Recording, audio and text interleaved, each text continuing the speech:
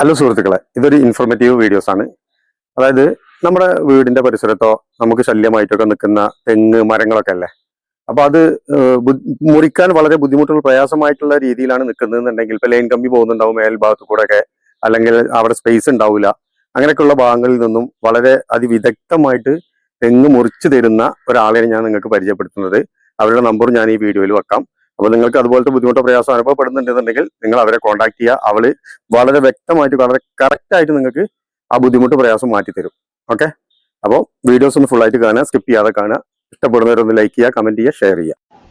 തെങ്ങും ലൈൻ കമ്പിയും തമ്മിൽ ഈ രണ്ട് തെങ്ങാണ് നമുക്ക് മുറിക്കാനുള്ളത്. ഈ ആരോ മാർക്ക് കൊടുത്തിട്ടുള്ളത് റോഡിനോട് ചേർന്നിട്ടാണ് ആ തെങ്ങ് നിൽക്കുന്നത്. അദ്ദേഹം മുറിക്കൽ തുടങ്ങിയിട്ടുണ്ട്.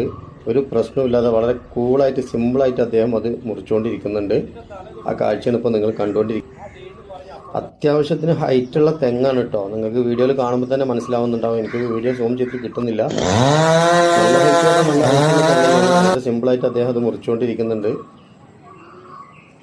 നമ്മൾ ഏത് വർക്ക് ചെയ്യാൻ വെച്ചാലും അതിനോടുള്ള ഒരു ആത്മാർത്ഥത അത് അദ്ദേഹം കാണിക്കുന്നുണ്ട്. ആ തെങ്ങ് മുറിച്ചതിന് ശേഷമുള്ള ഒരു കാര്യമാണ് ഞാൻ കാണിച്ചിരുന്നത്. ഇതിന്റെ തൊട്ട് അടുത്ത് മതിലാണ് നിൽക്കുന്നത്. ഒരു കംപ്ലൈന്റോ കാര്യങ്ങളോ എനിക്കിവിടെ അനുഭവപ്പെട്ടില്ല, ഒരു പ്രയാസം ഉണ്ടായില്ല. കറക്റ്റ് വ്യക്തമായിട്ട് കഷ്ണങ്ങളാക്കി അവർ മുറിച്ചിട്ട് തന്നിട്ടുണ്ട്. നമ്മളെ തെങ്ങൊക്കെ റാത്തായിട്ട് മുറിച്ചെന്നുള്ള ആളാണ്. പേര് ഹമീദ് എന്നാണ്.